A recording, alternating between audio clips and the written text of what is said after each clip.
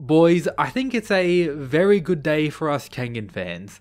The anti-plot armor Almighty Beard has returned and shocked the fandom. Everything prior to this chapter was set up to establish Shen as this untouchable god within the Kengan universe. However, our boy Kuroki has changed everyone's perspective in a blink of an eye. The Devil Lance has once again changed everything for the Kengan Omega story. Apart from that, this chapter as a whole was just pure insanity. We had the likes of Kanoh Agito pulling up, who ends up facing the likes of Yan, and Wulong who's facing the other worm goon. Absolute peak. I've got a lot of stuff to talk about, of course.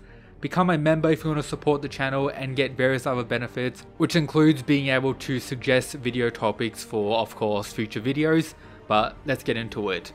So right away, after Kuroki challenges the connector, which is issued directly at the connector, there's a little scene where he isn't really taking it seriously. Based on the aura around Kuroki and the serious nature of him in the previous chapter, I think it would be wise for even someone like Shen to take this seriously, and he quickly learns that, yep, he needs to take this seriously. With one single attempted Devil Lance, he makes Shen say the following: incredible. You're stronger than anyone else I've met in this country, being forced to actually block Kuroki's attack. So what does this statement actually mean? You're stronger than anyone else I've met in this country. That includes Oma in the previous chapter, or anyone in the arena. This also would include the likes of Gai Mikaku, I'd assume, as well. He says this country, the insider, is technically still in Japan. If you don't know, Shen Wulong is from China. The whole worm is from China, as a quick reminder. With a single attack, Kuroki has put his stocks above the likes of Gai Mikaku, someone Oma viewed as such a monster he wanted nothing to do with him. Someone who created the Nico style, trained the master of Oma, who ended up meeting with Kuroki all that time ago. Our almighty Beard has risen to the top once again. You love to see it. I'm guessing him saying he was green at the end of Ashura was actually true. Man has definitely been training. But apart from that, the other insanity of this chapter is Kanoh and Wulong pulling up. However, with this whole three-way fight occurring, there is an unfortunate aspect about it. The exact reasoning for all these characters being here, mainly Kuroki, that being how they were actually hired for the purpose of assassinating the worm. This was by the hand of the faction under the Prime Minister of the Japanese government. The people part of the party who are opposed to the idea of a Kengan match decided to hire Kuroki, Kanoh and Wulong to actually take out the worm. So it isn't really for the sake of Kuroki's desire that he's here. He was more so just hired to do a job, which it is in character. If you don't know, he was actually hired by Matsudo to take part in the Annihilation tournament. However, he did have a good time in there, and pretty much after all those battles he learned that he needed to get stronger to remain on top. Now he's here after being hired, not really for his own goals, which is a little unfortunate, but it is what it is. So when it comes to the three-way battle, the matchups are very interesting.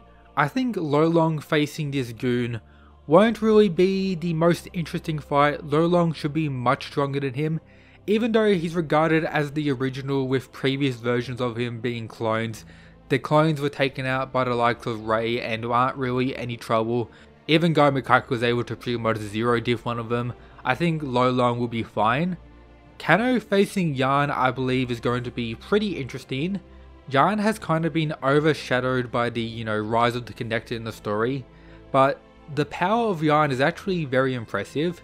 If you remember, he compares Mukaku to Yan's level of power, with Yan being a character that has the Superman syndrome, not on the same degree as Waka, but still has it to a degree.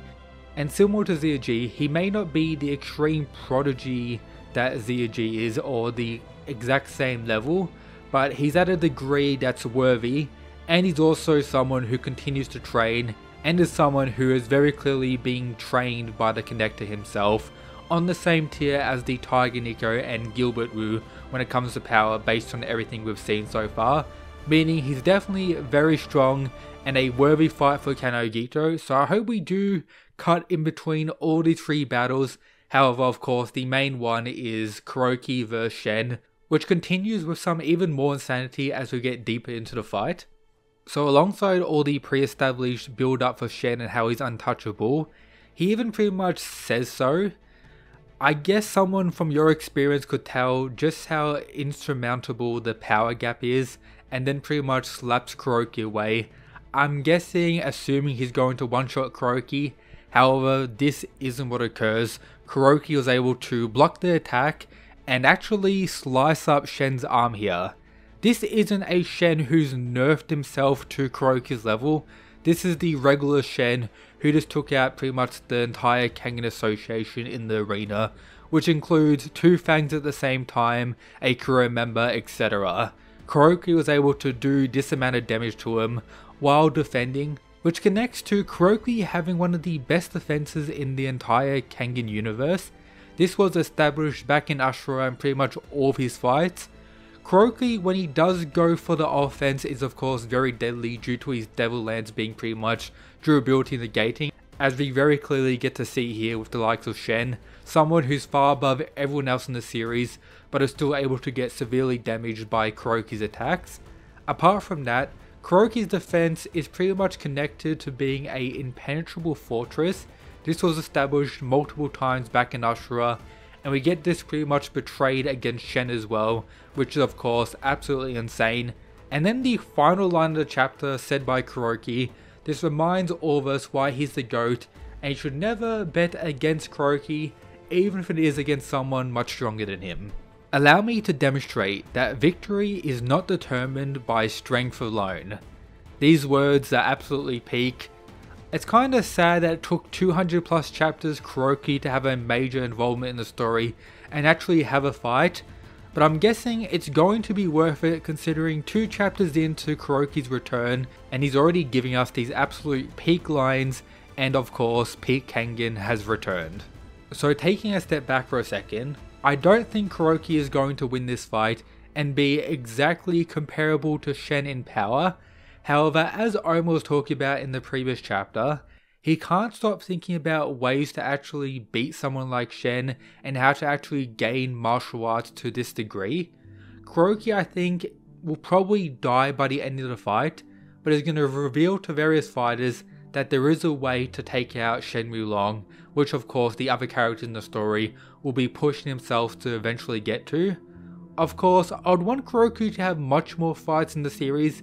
However, considering he's going to probably damage Shen, and I would say trigger him to a degree, we may see a fully enraged Shen in this fight, which probably will result in Kuroki's defeat and potential death, so we'll have to wait and see.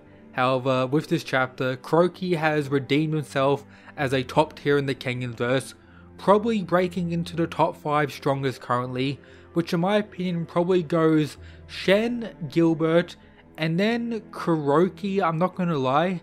After that we probably have the Tiger Nico, and then once we get to see the full extent of Kanoh vs Yarn, we'll understand where that whole group ranges. For example, Kanoh, Dorota, Wulong, Omar, Ryan, etc. That whole group are around that level. Kuroki is very clearly on that tier or slightly above, and I would say slightly above after this chapter, especially when it comes to his experience giving him the edge in that regard. So in short, amazing chapter, amazing art as well. The second Kuroki return, the art just goes back to peak, as expected. Shout out to the Mad Lads who are members, of course, legends. Check out the other stuff in the description, and of course subscribe for more Kengan content, more in the works. But that's it guys, peace.